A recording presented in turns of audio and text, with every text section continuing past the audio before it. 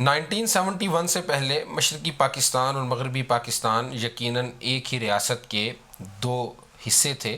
جن کے درمیان کوئی تفریق نہیں تھی۔ یہ ایک ہی جسم کے دو بازو تھے جو ایک دوسرے کے لیے قوت اور طاقت رکھتے تھے، اور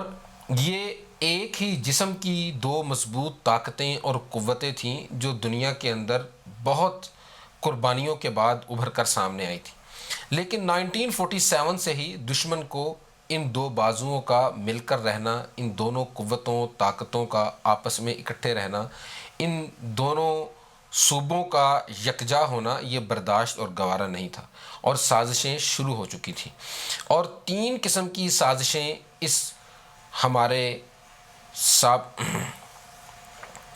اور تین قسم کی سازشوں کا جال ہمارے بھائیوں کے درمیان بچھایا گیا۔ سب سے پہلے تو لسانیت کی بنیاد پر اور اردو اور بنگالی زبان کی تقسیم کی بنیاد پر ہمیں تقسیم کرنے کی جو سازش کی گئی، اس کے لیے بنگلہ دیش میں پڑھائے جانے والے تعلیمی نصاب میں تبدیلی کی گئی، وہاں لوگوں کو اس پر تیار کیا گیا، اس بنیاد پر تحریکیں بنائی گئیں، اس بنیاد پر نعرے لگوائے گئے تاکہ لوگوں کے درمیان لسانیت کی بنیاد پر نفرت پھیلائی جائے۔ اور دوسری اہم بات، صوبائیت کی بنیاد پر ہمیں توڑا گیا، اور ہمارے بھائیوں کے درمیان اور ہمارے درمیان جو سازشوں کا جال بچھایا گیا وہ صوبائیت کی بنیاد پر ہمیں تعصب اور نفرت کی طرف دھکیل کے علیحدہ کر دیا گیا۔ اور انتہائی افسوس کے ساتھ تیسری ایک اہم بات جو آج بھی ہمارے بہت سارے بھائیوں کے درمیان موجود ہے، وہ اس وقت بھی جال بچھایا گیا تھا، وہ حقوق کی جنگ تھی۔ وہی بات جو آج بھی ہمارے کچھ لوگ کرتے ہیں کہ فلاں صوبہ وہ زیادہ کھا جاتا ہے، فلاں صوبے کے اخراجات زیادہ ہیں، فلاں صوبے کی آمدن فلاں صوبے سے کم ہے، تو وہاں کے معاملات فلاں صوبے کی بنیاد اور اس کے انحصار پر چلتے ہیں، اور اس کا انحصار فلاں دوسرے صوبے پر ہے۔ یہ باتیں تب بھی کی گئیں، اور یہ کہا گیا کہ بنگلہ دیش کے جو حقوق ہیں، اور بنگلہ دیش کے اندر رہنے والے اور مشرقی پاکستان کے اندر رہنے والے جو پاکستانی ہیں ان کے حقوق نہیں دیے جا رہے، ان کے حقوق کا مسئلہ ہے۔ یہ جو حقوق کی جنگ ہے یہ ریاستوں کو توڑتی ہے، یہ جو حقوق کی جنگ ہے یہ اخوت اور بھائی چارے کو توڑ دیتی ہے۔ یہ جو حقوق کے نام پر دیا جانے والا نعرہ ہے، یہ دراصل وہ گھنونی سازش ہوتی ہے جو آپ کو جو حقوق نہیں لے کر دے رہا ہوتا، بلکہ آپ کے موجودہ حقوق بھی چھیننے کے پیچھے یہ ایک سازش کی جا رہی ہوتی ہے، آپ کے تعلقات کو خراب کیا جا رہا ہوتا ہے۔ اور یقیناً یہی نعرے تب لگوائے گئے، اور انہی حقوق کے نعرے کی بنیاد پر ایک سازش کا جال بچھا کے ہم کو ہمارے بھائیوں سے علیحدہ کر دیا گیا۔ اور دوسری اہم بات یہ ہے کہ مذہب کی بنیاد پر بر صغیر کے اندر یا بالعموم ساری دنیا کے اندر عام طور پہ فسادات آسانی سے کروائے جا سکتے ہیں، اور لوگوں کو مذہب کی بنیاد پر اشتعال انگیزی دلوا کر ایسے نعرے لگوائے جاتے ہیں کہ لوگ ریاستیں، ملک، صوبے، قواعد، ضوابط، قانون، ہر چیز کو ختم کرتے ہوئے، ایک حد پار کرتے ہوئے مذہب کی ڈھال کے اندر آ کر بہت کچھ کر جاتے ہیں، اور اکثر لوگ وہ ہیں جو یہ سب کچھ غیر شعوری طور پہ کر رہے ہوتے ہیں۔ یقیناً یہی کھیل بنگلہ دیش کے اندر بھی رچایا گیا، کچھ ہندو تنظیمیں باقاعدہ طور پر آرگنائز کروائی گئیں، ان کی فنڈنگ کی گئی، ان کو انڈیا کی طرف سے، بھارت کی طرف سے مضبوط کیا گیا، اور باقاعدہ ان کے نوجوانوں کو تربیت دی گئی، اور باقاعدہ بنگلہ دیش کے اندر فسادات کے لیے ایک تنظیم سازی کرنے کے بعد، ایک منظم منصوبہ بندی کے بعد ان کو بنگلہ دیش میں لانچ کیا گیا، اور ہندو مسلم فسادات صرف اس لیے کروائے گئے کہ وہاں کے رہنے والے مسلمانوں کو یہ ثابت کروایا جا سکے کہ پاکستان جس کے لیے آپ نے ہندوستان کو چھوڑا،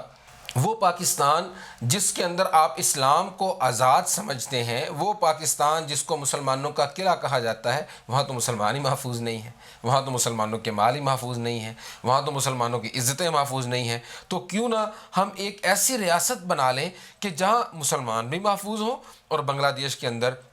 رہنے والا ہر شہری محفوظ ہو۔ تو مذہب کی بنیاد پر فسادات کیے گئے، اور مذہب کے نام پر لوگوں کو استعمال کیا گیا، اور مذہب کے نام پر لوگوں کا قتل عام کیا گیا، صرف اس لیے کہ دین اسلام کی بنیاد پر بننے والی ریاست پاکستان کو کمزور کر دیا جائے۔ ان سب سازشوں کے نتیجے میں بالآخر بنگلہ دیش ایک ریاست بن گیا، ایک ملک بن گیا۔ دو بھائی ایک دوسرے سے جدا ہو گئے۔ وہ تعلق جو برادرانہ تھا، جو بھائیوں والا تھا، جو اخوت والا تھا، اس کے درمیان باڑ آ گئی، اس کے درمیان دیوار آ گئی، بارڈر آ گیا، اور ہم دو ریاستوں میں تقسیم ہو گئے۔ اور دشمن نے اپنی خوشی کا اظہار کرتے ہوئے کبھی یہ کہا کہ دو قومی نظریے کو خلیج بنگال میں ڈبو دیا گیا ہے، کبھی اس نے یہ کہا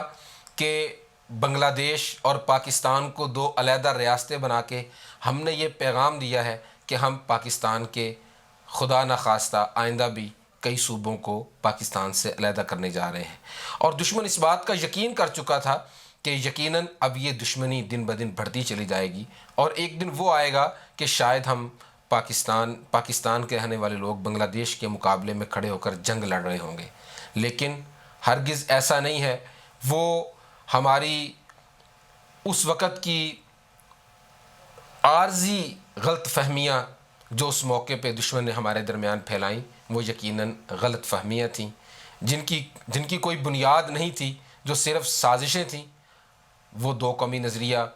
جس پر سر سید احمد خان نے ورک کیا، علامہ اقبال نے وہ متعارف کروایا، اور محمد علی جناح نے اس کی بنیاد پر یہ ریاست پاکستان کا تحفہ اللہ تعالیٰ کے فضل سے ہمیں دیا، وہ آج بھی دو قومی نظریہ بر صغیر میں بالخصوص اور پوری دنیا میں بالعموم زندہ ہے۔ ہم اسی نظریے کی بنیاد پر اس ریاست کے اندر آج بھی زندہ ہیں، اور اس ریاست کو آج بھی محافظ ہیں۔ اور بنگلہ دیش کے ساتھ پاکستان کے تعلقات کل بھی برادرانہ تھے، آج بھی برادرانہ ہیں۔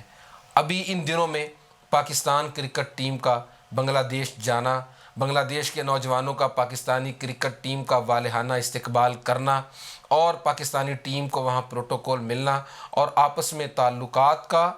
اس طرح خوبصورت انداز میں بڑھتے چلے جانا اور بہتر ہونا، اور ان ریلیشنز میں ڈیولپمنٹ ہونا، یہ یقیناً دشمن کے لیے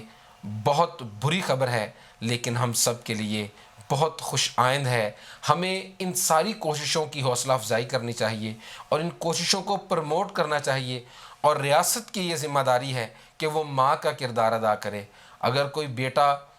کوئی بھائی،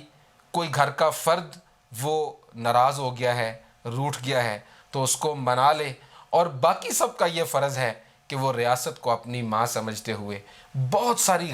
غلط فہمیاں، بہت ساری کوتاہیاں، بہت ساری سستیاں،